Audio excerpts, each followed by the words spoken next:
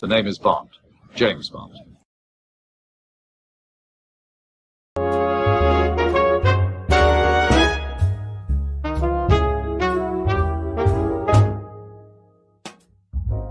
Beneath the towers, smoke and flame, a town of steel, a deadly game. The shadows move where secrets hide, and danger waits on the other side. Shadows in the steel, the fire burns deep, a secret too heavy for the night to keep. On walks alone through the furnace and storm. In Scunthorpe, the hunter is reborn.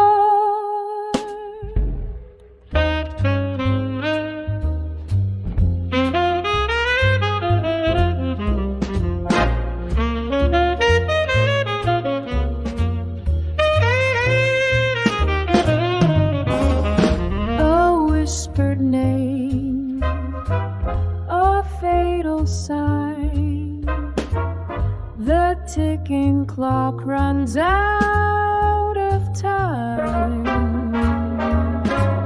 From silent streets to factory walls, the deadliest echo is when darkness grows. Shadows in the steel, the fire burns deep. Too heavy for the sign to keep. One man against the rising storm. In Scunthorpe, the hunter is reborn.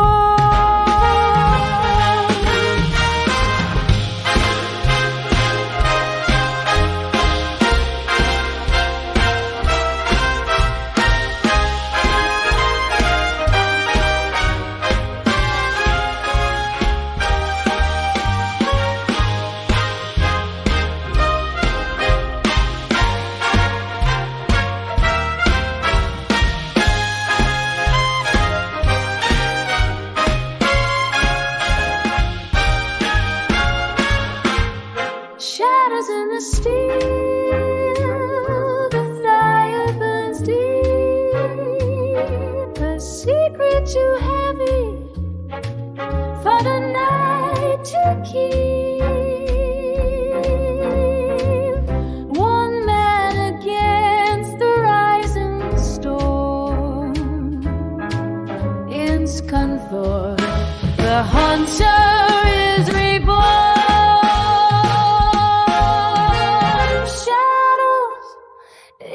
Steel Bond walks through fire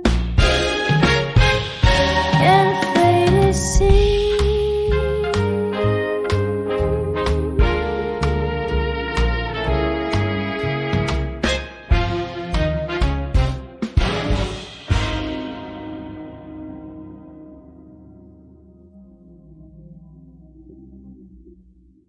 Hello everyone, it's Zane here from Zains007Fancast. Today we have a new local Bond story written by Wilshie. If you haven't yet, please check out James's adventures in Southport and Blackpool. Bond had been given his latest brief and now he was on his way. He knew nothing of Scunthorpe beyond what Holt had told him, and the little he'd heard didn't excite him. "I doubt there's a casino here," he muttered. The train rattled eastward out of Doncaster, carriages swaying with the old line's uneven rhythm. Bond sat by the window, long frame, composed but watchful, a folded newspaper resting beside him. The land grew flatter with each mile, ploughed fields, crooked hedgerows and villages huddled under the vast Lincolnshire sky. Twilight bled across the horizon, cooling towers rose like giants from the plain, exhaling smoke and mist. The air itself seemed tinged with iron, as though the land had absorbed a century of industry. Bond lit a Balkan sobranie with practiced precision, the ritual steadying his thoughts. He disliked provincial postings. Industrial towns with their soot-black terraces and working men's clubs felt far from the Riviera or Istanbul. Yet experience had taught him that the most unassuming places often hid the deadliest shadows. As the train slowed, the silhouette of the steelworks came into view. Chimneys, gantries, and slag heaps piled like mountains, their sodium lights flickering against the dusk. This was not Monte Carlo, nor the Caribbean. This was Scunthorpe, and for now it was his battlefield. Chapter 1. Arrival in Scunthorpe. The platform at Scunthorpe station was quiet.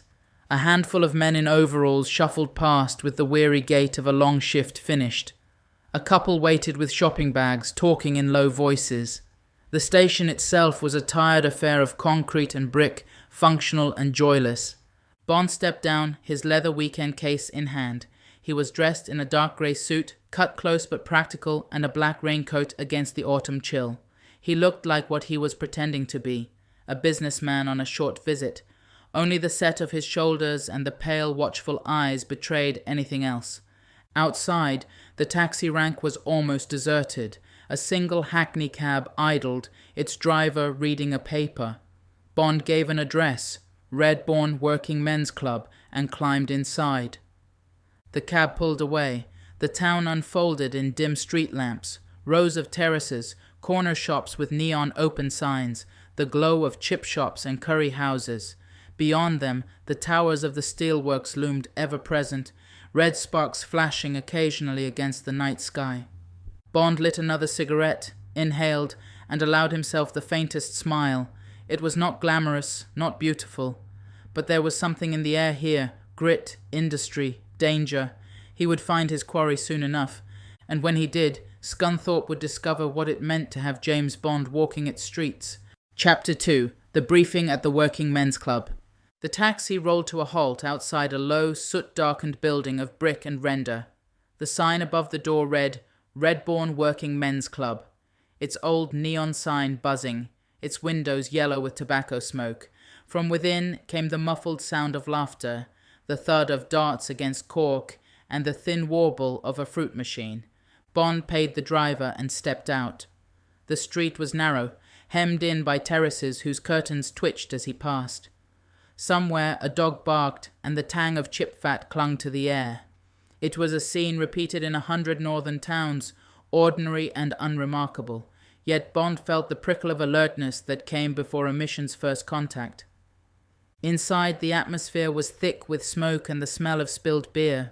The ceiling was low, the carpet worn thin by years of heavy boots. Men in flat caps hunched over pints of bitter, their voices rough with accent and laughter. A jukebox in the corner struggled to be heard over the chatter. Bond attracted a glance or two, his suit marking him out as an outsider, but no one challenged him.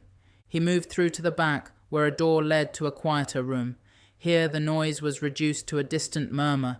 A single table stood under a buzzing strip light. Behind it sat a young man in a grey suit that didn't quite fit, his tie loosened, his hair cropped short in military style. "Halt," the man said, rising slightly as Bond entered. His accent carried the Midlands, softened by London. Bond sat opposite, laying his case on the table. "You've drawn the short straw," he said dryly. Holt gave a thin smile. "I drew Scunthorpe, sir." Which may amount to the same thing. He slid a folder across. Bond opened it. Inside were production schedules, shipping manifests, and grainy photographs. Holt tapped the papers with a finger. "Here's the problem. Scunthorpe's steel output is down on paper, yet the furnaces are running at full tilt. Shipments leave the works, but they don't match the official records.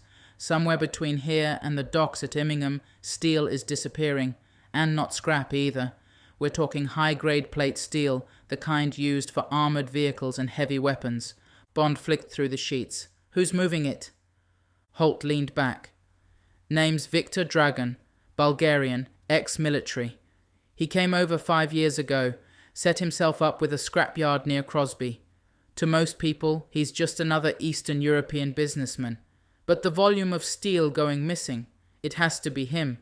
and he isn't working alone. Too organized. Bond closed the folder. And the locals? They think he's a hard case. Keeps his head down, but people know better than to cross him. Cash-in-hand jobs, favors, intimidation. The works management turns a blind eye. Easier than asking questions. Bond lit a cigarette, his eyes narrowing through the smoke. So Dragon's feeding British steel to someone abroad. Which means this isn't petty theft, it's strategic. Exactly, Holt nodded. We've traced containers as far as Odessa. 1 or 2 reached Tripoli. That makes it Spectre or something like it. Too clean otherwise. Bond ground out the cigarette. Then we cut off the supply at the source. Holt lowered his voice. 1 warning, sir. Scunthorpe's not Monte Carlo. It's a tight-knit town. Outsiders stand out. Dragon will know you're here within days. Bond allowed himself the faintest smile. Then we'd better make the first move. Chapter 3. The steelworks at night. The works never truly slept. Even at 2 a.m, the furnaces burned with a steady roar, and the sky over Scunthorpe glowed faintly red as though the town itself smouldered. From a distance the towers loomed like cathedrals, their windows glowing, their chimneys vomiting white plumes into the autumn sky. Bond moved along the perimeter fence with a workman's gait. He wore overalls borrowed from Holt, the cap pulled low. In one hand he carried a battered thermos, in the other a clipboard. To anyone glancing at him, he was just another inspector trudging through the night shift. The air was heavy with sulphur and the acrid tang of hot metal. A train of wagons creaked past, piled high with glowing slag. Sparks showered from a gantry above where men in helmets worked with mechanical precision, their figures outlined in firelight. Bond slipped through a side door marked Authorized Personnel Only. Inside, the noise was deafening, the hiss of steam, the clang of hammers, the constant rumble of conveyors. He moved swiftly but unhurriedly, climbing a stairwell into the administrative block. Here, the smell of grease gave way to dust and paper. Bond found the office he wanted, a door marked Shipping Records. The lock yielded quickly to his picks. Inside, the room was dark save for the glow of a street lamp through grimy glass. Stacks of ledgers covered the shelves, their spines cracked, their pages greasy from 100 hands. Bond worked methodically. He flipped pages, scanned numbers, traced routes. It didn't take long to find the pattern: duplicate invoices, shipments marked as scrap, signatures that didn't match. Ghost cargoes vanished from the records only to reappear overseas. The fraud was bold and precise. He drew a miniature camera from his breast pocket and photographed each page with quiet clicks. 10 minutes later, he had enough to send a Treasury lawyer into apoplexy. But Bond was after more than paperwork. He wanted names. A sound stopped him, the scrape of boots outside. Bond slipped the camera away and moved to the door, flattening himself against the wall. The handle turned, the door creaked open, and a figure entered, broad-shouldered, oil-stained boiler suit, fists like anvils. The man saw the open ledger. His eyes narrowed. "You don't belong here." Bond struck fast, driving the edge of his hand into the man's throat. The thug staggered, choking, then swung a huge fist that smashed through a shelf, scattering papers. Bond ducked, countered with a knee to the ribs. The man bellowed and lunged, wrapping thick arms around him. They crashed against the desk, the ledger flying. Bond brought his elbow down twice, hard into the man's temple. The grip loosened. With a final heave, Bond drove him backwards into the filing cabinets. The man collapsed in a heap, groaning. Bond straightened, breathing hard. He adjusted his cap, retrieved the camera, and slipped out. The works continued around him, indifferent to the struggle. Sparks fell like stars, the furnaces roared, and James Bond vanished into the steel-smelling night. Chapter 4. The Club. The Redbourne Working Men's Club looked almost ordinary from the outside, a squat brick building with frosted windows and a flickering neon sign. But Bond knew better. Ordinary places were where power liked to hide. Inside, the air was thick with smoke and the sour-sweet tang of stale beer. A jukebox wheezed out a soul number barely heard above the chatter. Miners and steelworkers crowded the snooker table, voices rough with laughter. Bond ordered a whiskey. The barman poured black and white without asking, and let his eyes wander casually. He noted exits, faces, and the shadowed balcony above. His training told him at once which men belonged and which did not. The locals leaned back, easy in their own territory. The outsiders watched too closely, shoulders tight, eyes sharp. One of them was unmistakable. A tall man, pale, with a suit too sharp for the room and movements too controlled. His slicked back hair and knife-thin smile marked him as someone accustomed to command. Two heavy men flanked him, and a woman in a crimson dress leaned at his side. Dragon. He looked younger than Bond expected, early 40s perhaps, but his eyes were hard, old, shaped by discipline and cruelty. Bond didn't move at first. He sipped his whiskey, lit a cigarette, and waited until Dragon's gaze slid across the hall. Recognition wasn't of faces, but of type. Predators always recognized their own. When the moment came, Bond crossed the room with unhurried confidence, a ribbon of smoke trailing behind him. "Mr. Dragon," he said smoothly, his voice cutting through the chatter. The Balkan smuggler looked up, pale eyes narrowing. His accent carried only a ghost of the East. "You have me at a disadvantage." Bond smiled thinly. "Bond, James Bond." The name hung in the smoky air. The woman's laugh faltered. The thug straightened. Dragon's expression shifted. Amusement, calculation. He raised his glass in mock salute. "The stories travel far, it seems. Even to Scunthorpe. Sit, Mr. Bond. Let us see what game you've come to play." Bond slid into the chair opposite. The woman leaned closer, perfume heavy enough to fight the smell of beer and steel. Bond ignored her. His eyes never left Dragon's. The game had begun. Chapter 5. The Offer. The table was sticky with beer rings, but Bond sat as if it were the best club in St. James's. He lit another cigarette, exhaled slow smoke, and let silence work in his favor. Dragon studied him. The smuggler's face was all edges, his voice smooth but cold. "James Bond, a man does not come to Scunthorpe without reason, so why are you here?" Bond shrugged lightly. "Business, same as you." The woman in red leaned close, her nails brushing the back of Bond's hand. Her voice was a whisper meant for him alone. "Dangerous business, yes?" Bond ignored her. His eyes stayed on Dragon. The smuggler chuckled, humorless. "You move like a man who carries a weapon. You drink like one too. So tell me, why Scunthorpe?" Bond smiled faintly. "Because this is where the steel is. And where the money moves, men like you follow." The faintest crack appeared in Dragon's composure. He gestured, and one of his men poured vodka into shot glasses. He slid one across the table to Bond. "Then drink," Dragon said. "To opportunity. Clever men do not waste opportunities. Perhaps you are not here to stop me. Perhaps you are here to join me." Bond turned the glass in his hand, letting the clear liquid catch the light.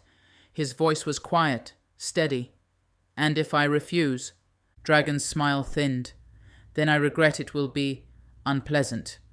For you, his hand tapped the table twice. Both bodyguards shifted, jackets parting to reveal steel at their waists. Bond raised the vodka, downed it in one swallow, and set the glass down hard. His gaze never wavered. "Regret," Bond said softly, "is something you'll know sooner than you expect." The air between them tightened, sharp as wire. Around them, the club's laughter carried on oblivious. But at that table, the rules had already changed. Chapter 6. The Trap. The night air outside the club was damp, carrying the metallic tang that clung to Scunthorpe. Bond buttoned his raincoat, lit a cigarette, and let the smoke curl lazily upward. The door shut behind him, muting the jukebox and laughter. For a moment the street was quiet. Too quiet. Bond walked with measured steps, but every sense was alert. The alleys were too dark, the silence too complete. At the corner, shadows detached themselves from brickwork. 2 men ahead, 2 behind, broad-shouldered, confident. Bond flicked his cigarette into the gutter. "Evening," he said coolly. The leader hefted a length of pipe. "Dragon sends his regards." Bond's hand brushed the butt of his Walter beneath his coat. But in a deserted street, a gunshot would echo for miles. This would have to be quiet. The first thug lunged. Bond sidestepped, drove his elbow into ribs, and swept the man's legs out. The pipe clattered to the pavement. The second came in with a knife, fast and reckless. Bond caught his wrist, twisted until bone cracked, and turned the blade into the man's own thigh. A scream split the night. The third seized Bond from behind, arms crushing his chest. Bond slammed his head backwards, felt the crunch of bone, and stamped down on the man's instep. The grip loosened. The fourth swung a chain. Bond ducked under its whistle, seized the attacker's arm, and slammed him headfirst into the brick wall. He slid down with a groan. In less than 30 seconds, 4 bodies littered the pavement, groaning in pain. Bond stood in the orange glow of a sodium lamp, coat only slightly rumpled. He checked the shadows. No more. Not tonight. But Dragon had made his point. This wasn't an invitation, it was a warning. Bond lit another cigarette, exhaled slow smoke, and walked on. Scunthorpe had just declared itself a battlefield. Chapter 7. The Pursuit Through the Works. The following night, the steelworks loomed like a living monster, towers glowing red against the black sky. The roar of furnaces and hiss of steam made the town feel alive, breathing, never sleeping. Bond crouched in the shadow of a conveyor belt, bruises from the ambush still aching. Holt's borrowed overalls hung loosely on him, and forged papers sat in his pocket. Ahead, a convoy of lorries rumbled through the gates, tarpaulins drawn tight, drivers moving with military precision, not steelworkers, soldiers in disguise. Bond slipped into the shadows, following the convoy deeper into the complex. Sparks showered from gantries above, silhouetting the trucks as they rolled towards a warehouse at the yard's edge. He moved closer, slipping through a side door left ajar. The smell of oil and dust hit him at once. Inside, crates lined the walls, stacked 3 and 4 high. Many were pried open, revealing rifles, ammunition, grenades, enough to arm a battalion. Bond crouched behind a forklift as voices echoed. Dragon entered, immaculate in a dark suit, cigarette burning between pale fingers. His men circled like obedient hounds. "This," Dragon declared, his voice carrying over the machinery, "is only the beginning. No one suspects a steel town. No one questions lorries leaving the furnaces. From Scunthorpe, the world will be supplied." His men laughed, brittle and eager. Dragon silenced them with a gesture. "London will pay. Their allies will beg, and by then our weapons will already be in place." Bond memorized every word. This was no small theft. This was a weaponized empire built from neglect. But then a guard paused by the forklift. His eyes narrowed. He leaned closer, spotting the faint glint of Bond's gaze. "Here," he shouted. Bond surged forward, yanking the forklift's lever. The machine roared to life, forks shooting up and scattering crates. Wood splintered, rifles clattered across the concrete, chaos erupted. Bond vaulted the machine, sprinting for the side door as bullets sparked off girders. He darted up a stairwell onto a catwalk high above the floor. Below, Dragon's voice cracked like a whip. "Find him! Now!" Bond moved swiftly along the metal grating, heart steady, mind calculating. He was inside the beast now, with 1,000 places to hide, and just as many to die. But for the moment the advantage was his. Chapter 8. Fire and Smoke. The catwalk trembled under Bond's boots as shouts echoed below. Dragon's men scattered across the warehouse, flashlights stabbing at shadows, voices urgent. Bond crouched by an open junction box, knife in hand. He stripped insulation, twisted 2 live wires. Sparks spat, a conveyor belt jolted into motion, spilling crates across the floor. The confusion multiplied instantly and Bond descended into the chaos, slipping between stacks of ordnance. The air was thick with oil and dust. From his pocket he drew small incendiary charges disguised as washers and snapped them onto steel surfaces with magnetic clicks. 3 minutes. Just enough. A guard rounded the corner, torch beam catching Bond squarely. "You!" Bond moved first. He slammed the man into a lorry, the pistol butt cracking against his skull. The torch clattered out. Bond pressed on. The first explosion came like a hammer. A fireball tore through stacked crates, lighting the rafters in a spray of sparks.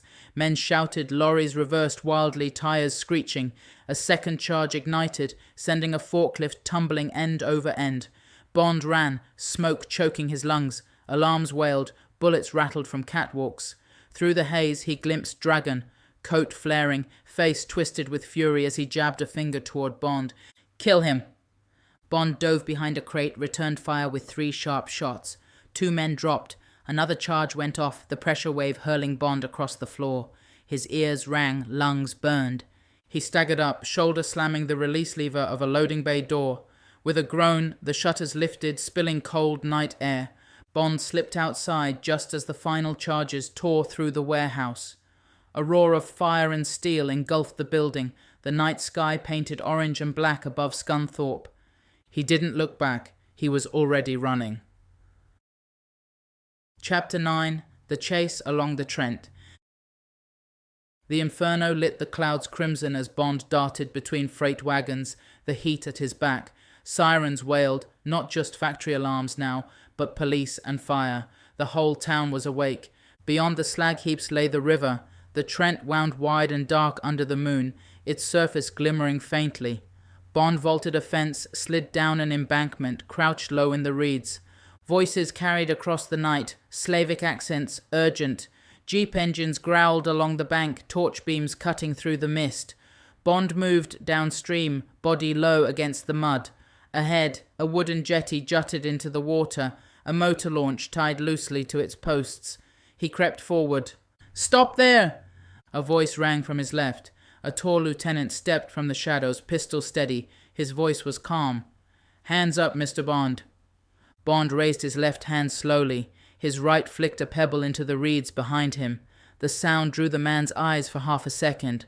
Bond dropped, rolled, fired once. The man fell without a sound. Bond sprinted for the jetty, bullets sparking in the water around him. He cut the rope, kicked the throttle open. The engine snarled. The launch leapt forward. Spray lashed his face as he steered into the current. Behind him, Jeep screeched to the bank. A second boat roared to life, sleeker, faster. Searchlights blazed, rifles cracking in the night. Bond ducked low, spray and bullets hissing past. He pushed the throttle harder, steering into the river's bend. The Trent carried him east, but Dragon wasn't letting him slip away so easily. The chase had only just begun. Chapter 10. River of Fire.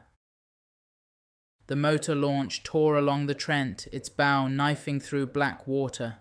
Spray lashed Bond's face as he hunched over the wheel, eyes scanning the river ahead. Behind, the pursuing boat closed fast, its engine tuned for speed. A searchlight blazed, blinding in its glare. Bullets stitched the water around Bond, each one hissing like an angry wasp. He swung the wheel hard, sending the launch into a spray-slinging turn. The enemy overshot slightly, but closed the gap again. Bond's eyes flicked to the riverbank. Rusting hulks of barges lay half sunk, relics of Scunthorpe's industrial arteries. He steered toward them, weaving through broken ribs of steel and shattered timber. The pursuing boat followed, guns chattering. Bullets sparked off the hulks, ricocheted into the dark. Bond yanked a flare gun from under the seat. He braced, fired once. The red streak arced into the air, burst in dazzling crimson. For a second, the river was lit as bright as day. The enemy pilots swore, blinded. Their hull clipped a barge's jagged side. Metal screamed, the boat jolted, slowing just enough. Bond seized his chance. He swung broadside, flung a jerrycan of fuel overboard, and fired the flare into the slick. The river erupted. Flames leapt skyward, reflecting wild on the water. The enemy boat vanished in the inferno, fragments of wood and steel raining down. Bond's launch bounced in the shockwave, nearly capsizing. He fought the wheel, teeth clenched until the current steadied him. The fire burned behind, a floating pyre on the Trent. Bond pressed the throttle, carrying him into the night. The chase was over, for now. Chapter 11. The Morning After. Grey dawn settled over Scunthorpe, mist hanging low across the slag heaps and terraces. The town stirred reluctantly, sirens still echoing from the night's chaos. Bond walked the narrow streets with his collar up, blending into the weary morning crowd. He carried no case, no files, only the memory of fire and gunfire. At a corner cafe, he slid into a cracked vinyl booth. The waitress poured strong tea without asking. Her hands trembled. She'd seen the glow in the sky, heard the rumors. Holt arrived a few minutes later, face pale, eyes bloodshot. He dropped heavily into the seat opposite. You torched half a warehouse, Holt muttered. Dragon's men are crawling everywhere. Police are spooked, management's in denial, and London... He stopped himself, bitterness flashing. London says to observe. Bond stirred his tea. Observations finished. We know the scale now. Weapons, export routes. Dragon's ambition is bigger than this town. Holt slammed his fist against the table. You think I don't know? I've been stuck here watching him rot this place from the inside. Good men beaten, families too scared to speak. His voice dropped. You can fly back to London when it's done, but I'll still be here. Bond studied him for a moment. Beneath the anger was exhaustion and something else. Guilt. You'll be alive, Bond said evenly. That's what matters. Holt's laugh was harsh. Alive isn't the same as winning. He pushed back his chair, left his tea untouched, and stalked out. Bond lit a cigarette, exhaled slowly. Outside, the steelworks roared to life again, smoke rising as though nothing had changed. But everything had changed. The war had come to Scunthorpe, and there would be no hiding from it now. Chapter 12. Harker's Watch. The pub smelled of smoke, beer, and damp wood, the kind of place where time had stopped years ago. Bond entered quietly, rain still on his coat, and scanned the room. In the corner sat a heavy-set man in a worn tweed jacket, pint untouched before him. His hair was iron grey, his face carved with lines of fatigue. Bond recognized him from Holt's dossier. Sergeant Tom Harker, retired. Bond slid into the opposite seat. SIS speaks highly of you. Harker snorted. Then SIS doesn't know me. He pushed the pint aside. I policed this town 30 years. Used to drag lads out of here for brawling. Thought I was keeping order. Now we've got Bulgarians with machine guns running the docks. Makes me wonder if I wasted my life. Bond lit a cigarette, eyes narrowing. Dragon thrives because men like you still care. Without you, there'd be nothing left worth saving. Harker studied him, measuring. You sound like you believe it. I do. Bond leaned in. I need eyes inside the works. Someone who knows the faces, the alleys, the blind corners. That's you. Harker chuckled darkly. So I play watchdog again. Difference is, last time I had a badge. He drained his pint, eyes hardening. All right, Mr. Bond. Let's see if there's fight left in me. Chapter 13. Eliza's Choice. The steelworks cafeteria was half empty, its fluorescent lights humming faintly. Workers shuffled through their meals, eyes down, shoulders bent. Eliza sat alone, papers spread before her. Timesheets, shipping slips, production orders. Bond slid into the seat opposite, his presence startling her. You shouldn't be here, she whispered urgently. And yet, Bond said calmly, I am. She gathered the papers quickly, eyes darting around. If Dragon's men see you... They won't. Not tonight, Bond lowered his voice. You've noticed more than paperwork, haven't you? Shipments that don't exist. Workers who disappear. Lorries that drive out full and return empty. Her face paled. You don't understand. My brother still works those shifts. If Dragon thinks I've been talking... Then he has leverage, Bond finished. He lit a cigarette, ignoring the no smoking sign. Which is why you need protection. And why you need to decide now whether you stay silent or fight. Eliza's hands trembled on the papers. For a moment she looked very young, caught between fear and resolve. But then she lifted her chin, eyes hardening. I'm in, she said quietly. But if anything happens to him... Nothing will, Bond said, his voice steady. Not while I'm here. She exhaled shakily, as though the decision itself had stolen her breath. Then, I'll get you what you need. Rosters, keys, names. Bond studied her for a long moment. Brave, he thought. And far more than she realizes. Outside, the blast furnaces roared, their glow painting the night sky red. Inside, a new alliance had been forged. One fragile, one dangerous, but necessary. Chapter 14. Into the yard. Night cloaked the scrapyard in shadow. Floodlights cast hard cones across rusting heaps of twisted metal, the bones of industry piled high.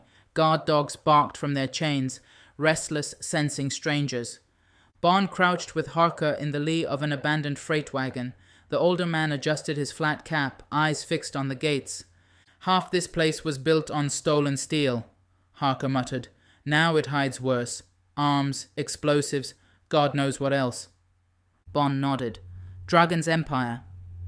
Eliza joined them, breath quick from nerves. She held a battered clipboard, forged work orders clipped beneath. Her voice shook, but she forced it steady. "These will get us through the side gate, at least long enough." Harker gave her a sharp look. "You sure about this, lass?"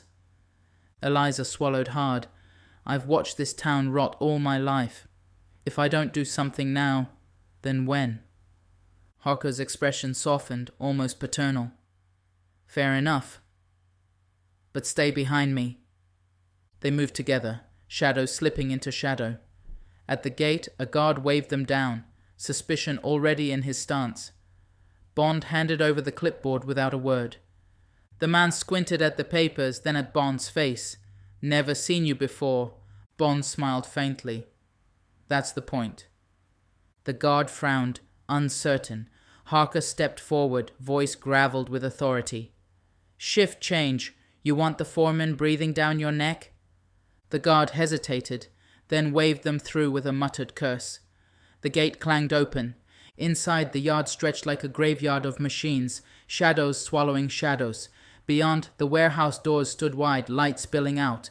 Figures moved inside, loading crates onto trucks. The scale of Dragon's operation was undeniable. Bond glanced at Eliza. Her hands trembled, but her eyes were fierce. She had chosen her side, and there was no going back. Chapter 15. The Gathering Storm. The warehouse was alive with activity. Men in overalls moved with military precision, stacking crates, checking manifests, sealing shipments under false names. Trucks waited like wolves at the edge of the light, engines idling. Bond, Harker, and Eliza slipped behind a stack of girders, close enough to hear orders barked in Bulgarian. Dragon himself strode among the men, immaculate as ever, coat flaring in the draft. He inspected a crate, tapped the side with a knuckle, then smiled coldly. "Tonight we move everything east. Tomorrow London will realize it is already too late." Bond watched him with narrowed eyes. Dragon wasn't just smuggling. He was building something larger, a network that reached beyond Scunthorpe, beyond England. Eliza leaned close, whisper trembling, "That's him." Bond nodded once. "Yes, and he's the reason you've been living in fear." Suddenly a worker dropped a crowbar. The crash echoed, and half a dozen heads turned.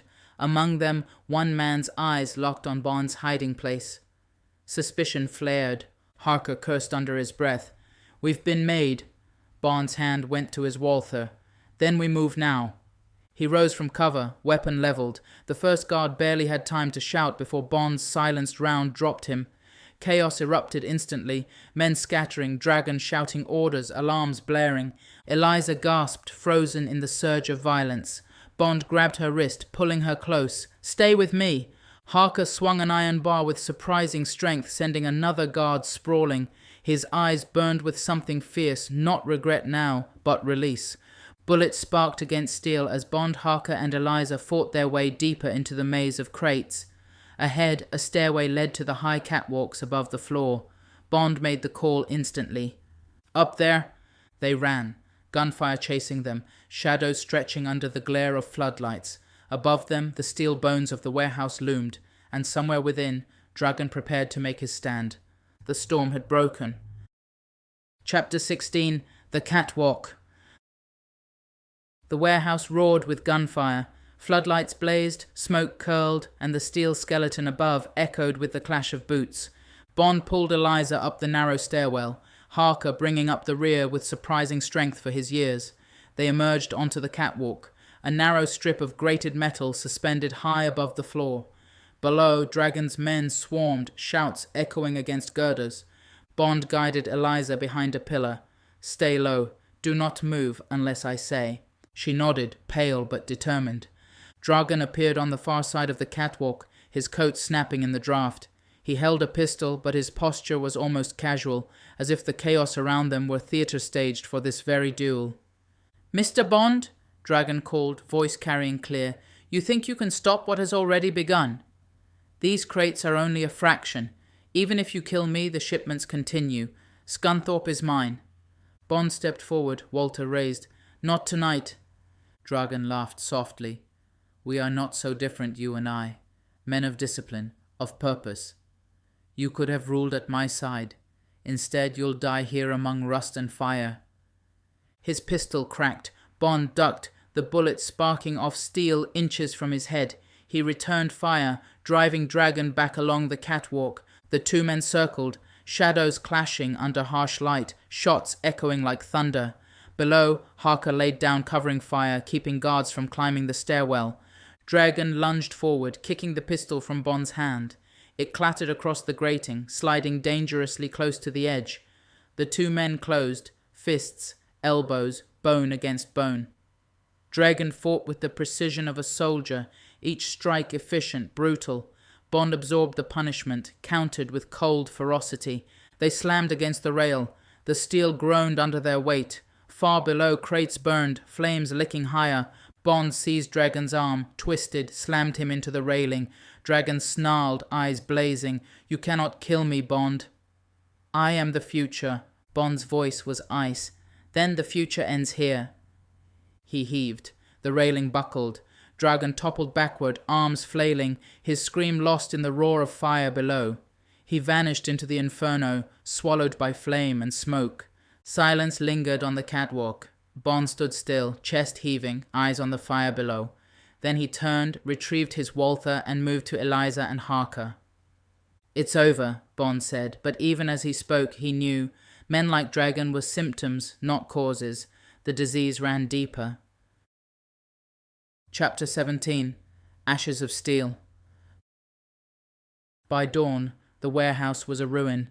Fire crews battled the last of the blaze, their hoses hissing against twisted metal.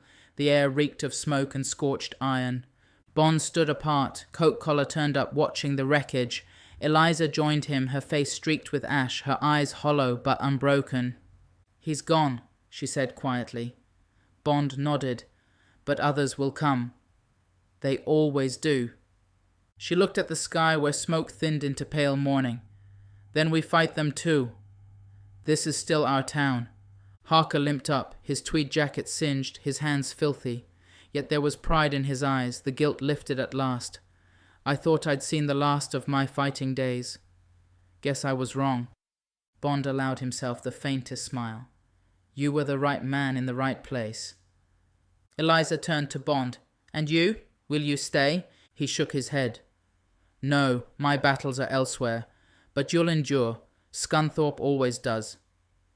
For a moment there was silence between them, the unspoken weight of all they'd survived.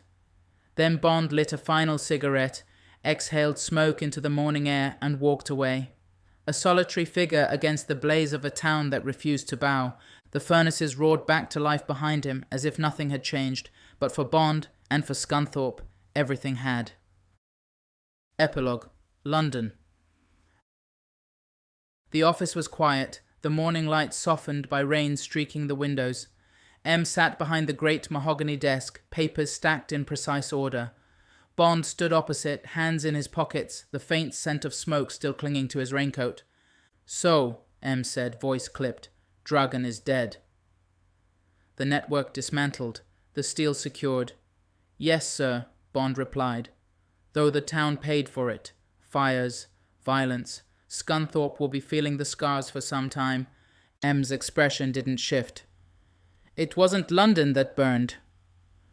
Bond allowed himself the faintest smile. "No, but London nearly paid the price." He dropped a thin file on the desk. Photographs of crates, manifests, Dragon's coded notes. "That's what nearly left Britain defenseless." M studied him over her glasses. "And the people?" Bond's gaze drifted to the rain-washed skyline beyond the window. "They'll endure. Scunthorpe isn't glamorous, but it's tougher than men like Dragon ever understood. They'll rebuild." There was a pause, then M nodded once, briskly. Very well. You'll have 48 hours leave. After that, there's a matter in the Mediterranean. Bond inclined his head. Of course. As he left the office, he lit a cigarette in the corridor, drawing deep. His thoughts lingered not on London nor the Mediterranean, but on the red glow of furnaces, the grit of terraces, and the faces of those who refused to bow. Scunthorpe would survive. It always did. I hope everyone enjoyed reading that as much as me. I'm Zain from Zains007Fancast. Thank you all, our new subscribers, and if you haven't yet, please subscribe and hit the notification button. A big thank you to Wilshie for the editing and writing. Remember, at Zains007Fancast, we do it better.